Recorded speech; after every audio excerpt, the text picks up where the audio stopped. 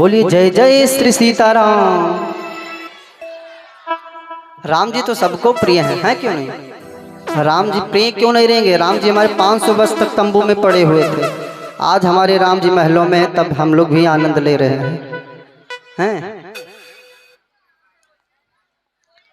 तो देवी जी को भोलेनाथ बाबा ने कहा, देवी दो तीन कारण तो ये हो गए कि वो जय विजय को श्राप लगा और ये 3 जन्मों तक राक्षस बने, और एक कारण और है कि छल कर टार्यो तासु व्रत तब सुर कारज कीन, जब ते जानो मर्म तब श्राप को पहर दीन। एक जन्म में, एक कल्प में जालंधर, सभी लोग जानते होंगे जालंधर को, कि जो भगवती तुलसी जी लगे नहीं है, ये पूर्व जन्म में वृंदा थी, इन्हीं के पति का नाम था जालंधर, जो राक्षस था। इतना बलशाली कि देवता लोग भी थर थर थर थर कांप रहे, उससे भगवान शिव भी हार गए, नारायण का सहारा लिया कि महाराज जब तक इसका वध नहीं होगा ना, सारे देवता लोग कंदराओं में छुपे रहेंगे, देवताओं का कल्याण कैसे होगा? देवताओं पर कृपा करिए। नारायण ने छल से वृंदा का पति धर्म नष्ट कर दिया और उधर जलंधर शिव जी के हाथों द्वारा मारा गया। वृंदा को क्रोध आया, वृंदा मैया ने श्राप दे दिया, जाओ जिस प्रकार आज हमारे पति व्रत धर्म को नष्ट कर दिया, जिस प्रकार आज हमारे पति को हमसे दूर कर दिए, जाओ तुम भी किसी जन्म में अपनी पत्नी से दूर हो जाओगे, और यही पति जो हमसे दूर होगा, यही पति तुम्हारी पत्नी को तुमसे दूर कर देगा। बोल श्री सीताराम जी महाराज की जय हो। वृंदा के श्राप को भगवान ने शुभ कार्य कर लिया। तो महादेव कहते हैं कि देवी एक नहीं कई कारण है। ताहा जलंधर रावण भयो, ताहा जलंधर रावण भयो, रन हत राम परम पद दया, रन हत राम परम पद गया। एक जन्म कर कारण एहा, एक जन्म कर कारण एहा, जय लग राम धरी नर देहा, जय लग राम धरी नर देहा। वही जलंधर त्रेतायुग में रावण हुआ और भगवान नारायण राम के रूप में अवतरित हुए। कहते देवी एक नहीं कई कारण हैं। और एक बार तो नारद जी ने श्राप दे दिया। मैया भयभीत में हो गई, आश्चर्यचकित में कि नारद जी जो स्वयं नारायण के परम भक्त हैं, वो कैसे अपने भगवान को श्राप दे दिया। कहा नारद श्राप दीन एक बारा, नारद श्राप दीन एक बारा, कल्प एक तही लग अवतारा, कल्प एक तही लग अवतारा। मन कहा कारण कवन, कारण कवन सब मुनि दीना, कारण कवन सब मुनि दीना, अपराध रमापत कीना, काय अपराध रमापत कीना, अपराध रमापत कीना, काय अपराध रमापत कीना।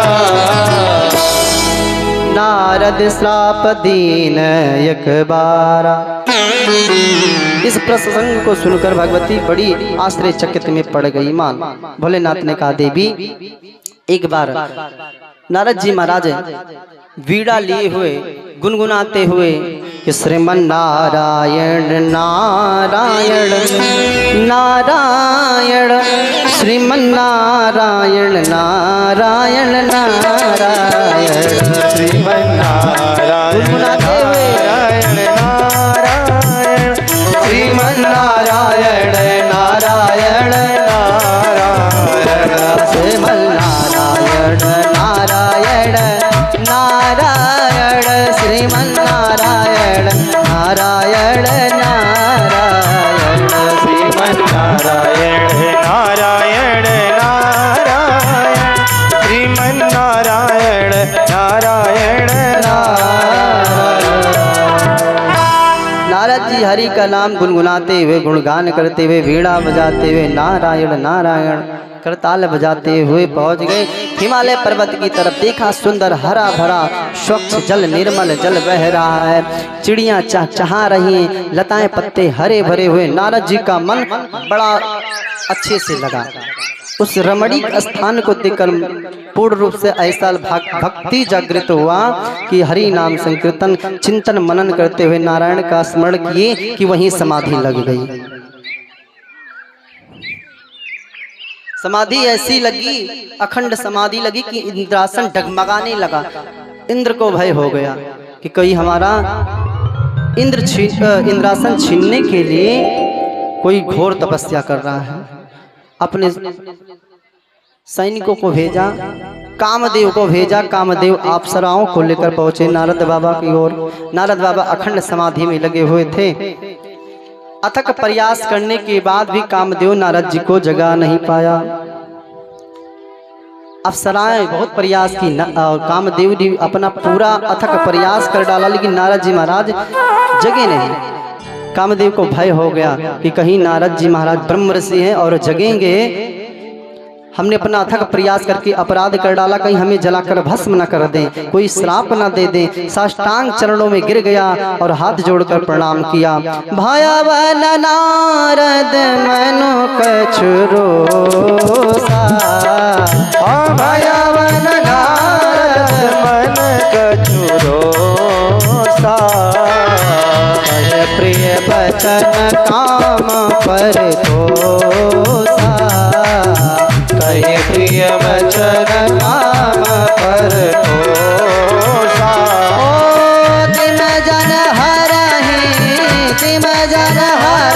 सुनावब कबहु, चलब प्रसंग दुरायो तबहु, चलब प्रसंग दुरायो तबहु। कामदेव ने हाथ जोड़कर प्रणाम किया। नारद जी महाराज की नेत्र खुल गई। चरणों में गिरा देखकर कामदेव को नारद जी बड़े प्रसन्न हुए। अरे जो सारे संसार को अपने बस में कर ले, काम जिसको सताता है ना, फिर काम की आगे कुछ नहीं दिखाई देता। जिस क्षण काम वासना सता ले, काम सता ले तो फिर जान ले कुछ हो ही नहीं सकता।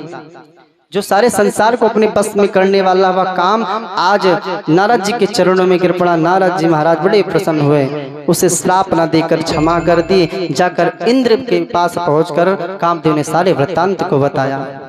इधर जैसे कामदेव को चरणों में गिरा देखकर कि कामदेव हमसे हार गया है, तो तुरंत अभिमान आ गया कि हमने कामदेव को हरा दिया।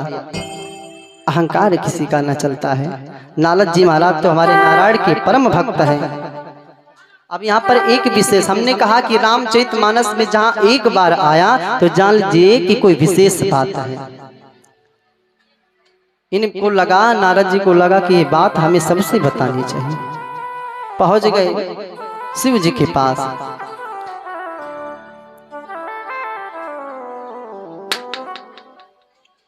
शिव जी को प्रणाम किया। मुस्कुराते हुए शिव जी ने पूछा, अरे नारद जी आज बड़े प्रसन्न दिखाई रहे हो, प्रसन्नता का कारण कुशल क्षेम पूछा। मुस्कुराते हुए कहा कि हे महादेव, जो सारे संसार को अपने बस में कर लेता है, उस काम को आज हमने हरा दिया। कामदेव हमारे चरणों में गिर पड़ा और गिड़गिड़ाने लगा कि हमको क्षमा कर दो। शिव जी समझ गए कि भोलेनाथ नारद जी के मन में बड़ा अहंकार आ गया। कहा देखो जो कहे तो सो कहे, हमसे कहे तो कहे, लेकिन क्षीर सागर में विराजमान नारायण से मत कहना। सो नारद जी वहां से प्रणाम करके चले दिए। ब्रह्मा जी के पास पहुंचे, यही सारी बात बताई। ब्रह्मा जी कहा कि पुत्र ये तो बड़ा सराहनीय कार्य है, लेकिन जिस कार्य को आपने किया है वो ये कार्य, ये बात क्षीर सागर में विराजमान नारायण से मत कहना। नारद जी को लगा कि मैं इतना बड़ा कार्य किया हूँ और भगवान का मैं परम भक्त हूँ, उनसे ना बताऊं। चल दिए हरि गुणगान गाते हुए, बीड़ा बजाते हुए, करताल बजाते हुए। एक बार करतल बर बीना, एक बार करतल बर बीना, गावत हर गुण गान कबीना, गावत हरे गुण गान प्रवीणा। चीर सिंधु गवने मोने नाथा, क्षीर सिंधु गवने मोने नाथा, जहाँ बस श्रीनिवास श्रुत माता, जहाँ बस श्रीनिवास श्रुत माता। बोल लक्ष्मी नारायण भगवान की जय हो। कुछ लोग कह रहे हैं जय, और कुछ लोग कह रहे हैं आज भगवान का जन्म उत्सव है। तो जो है कहने वाले वो हाथ नहीं उठा रहे हैं, और जो जयकारा लगाने वाले वो सभी लोग बड़े भाव के साथ हाथ उठाते हैं। कोई बात नहीं, भक्ति होनी चाहिए, श्रद्धा होनी चाहिए। नारद जी गुनगुनाते हुए क्षीर सागर में पहुंचे, हरि को प्रणाम किया।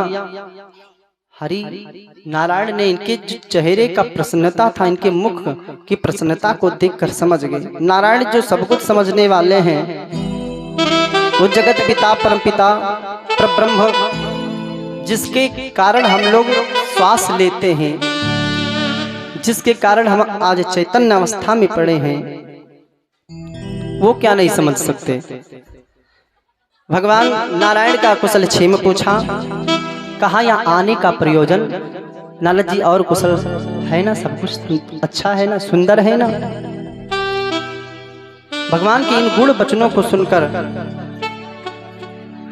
नारद जी ने बताया, कहा कि प्रभु जो कार्य कोई नहीं कर सकता, आज उस कार्य को हमने कर दिया। जो कामदेव सारे संसार को अपने बस में कर लेता है, वो कामदेव हमारे चरणों में पड़ा था, मैंने उसको हरा दिया। चरणों में गिड़गिड़ा रहा था। नारद जी की इस बातों को सुनकर भगवान को ऐसा लगा कि इनके अंदर अहंकार आ गया है, और नारद जी हमारे परम भक्त हैं, इनके अंदर अहंकार नहीं होना चाहिए। क्योंकि नारद जिसकी बाड़ी कभी वृथा ना जाए, जिसकी बाड़ी कभी गलत ना हो, वो है नारद। जिसकी बाड़ी कभी रद्द ना हो, वो है नारद।